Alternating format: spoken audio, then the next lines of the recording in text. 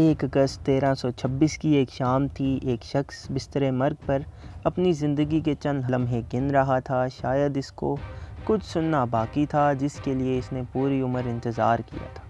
یہ شخص کوئی اور نہیں بلکہ مشہور ترک سردار ارطغرل غازی کا بیٹا عثمان غازی تھا، جس کی ہیبت سے کبھی دشمن کانپ جایا کرتا تھا، مگر بے شک ہر نفس کو موت کا ذائقہ چکھنا ہے اور اب اس کا وقت تھا۔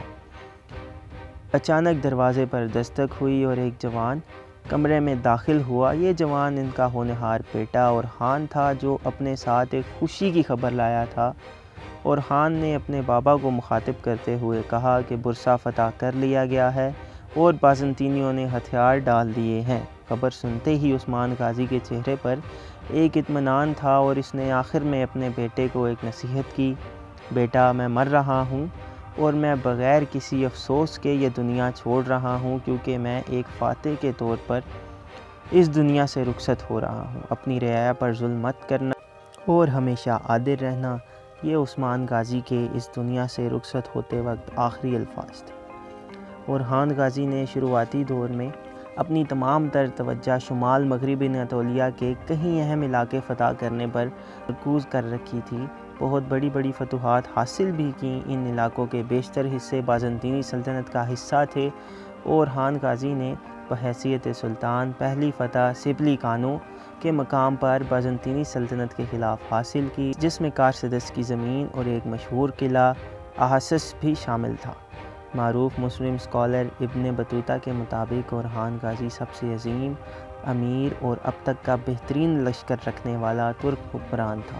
ترکوں کی روایات کے مطابق جب اورحان کے والد عثمان غازی کا انتقال ہوا تو اس نے اپنے بڑے بھائی علاء الدین کو سلطنت برابر بانٹنے اور مل کر حکومت کرنے کی پیشکش کی، جس کو علاء الدین نے ٹھکرا دیا اور کہا کہ برسا فتح کرنے والا ہی حکمران کہلانے کا حقدار ہے، اور بعد میں علاء الدین برسا کے قریب ایک چھوٹے سے گاؤں کا گورنر بنا دیا گیا۔ اورحان غازی کی 3 بیویاں تھیں۔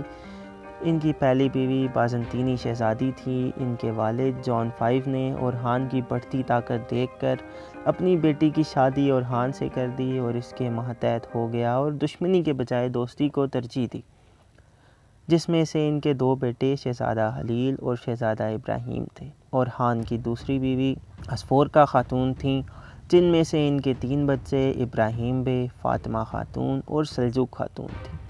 ان کی تیسری بیوی نیلوفر خاتون تھیں، جو اگلے سلطان مراد اول کی والدہ بھی تھیں، اور ان کے 2 اور بیٹے قاسم اور سلیمان پاشا بھی تھے۔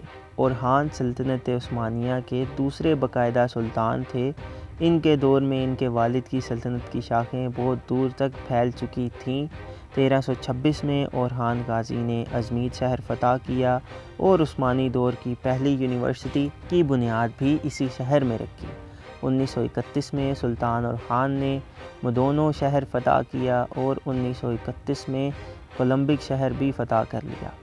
1936 میں اورحان نے کراسی شہر بھی فتح کر لیا، جو سیاسی بدحالی کا شکار تھا۔ اورحان سلطنت بننے کے بعد پے در پے فتوحات حاصل کرتے جا رہے تھے، مگر کراسی کی فتح کے بعد انہوں نے جنگوں کا سلسلہ کچھ عرصے کے لیے بند کر دیا اور فتح کیے گئے علاقوں پر نظم و ضبط قائم کرنے کو ترجیح دی۔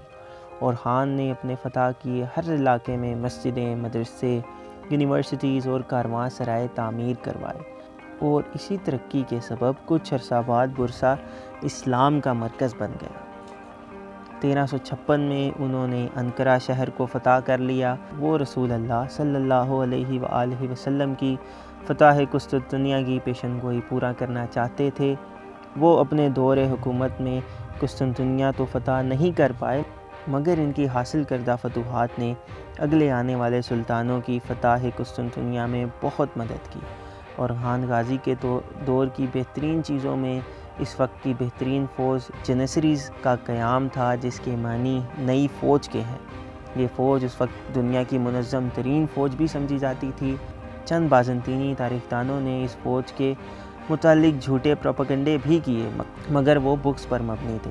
حقیقت میں ہوتا یوں تھا کہ دوران جنگ بہت سے بچے اپنے والدین سے بچھڑ جایا کرتے تھے، اور بعد میں عثمانی ان کو اپنی درس گاہوں میں شامل کرتے اور وہاں پر علماء ان کی روحانی تربیت کر کے ان کو جذبہ ایمانی سے سرشار کرتے اور جہاد کی اہمیت سے واقف کرتے تھے، اور ان کی بہترین فوجی تربیت بھی کی جاتی تھی، اور میدان جنگ میں ان کا نعرہ یا غازی یا شہید تھا۔ ان کو عام سپاہیوں سے زیادہ تنخواہ، عزت اور پذیرائی حاصل تھی، اور بعد میں اس سب کو دیکھتے ہوئے والدین خوشی سے اپنے بچوں کو جنیسریز فوج کا حصہ بنانے پر ترجیح دیتے تھے۔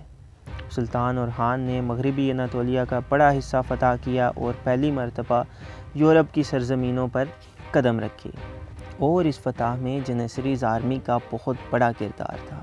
اورحان غازی کی وفات 1362 میں طبی وجوہات کی بنیاد پر ہوئی۔ اس وقت ان کی عمر 80 برس تھی اور انہوں نے کل 36 سال تک حکمرانی کی۔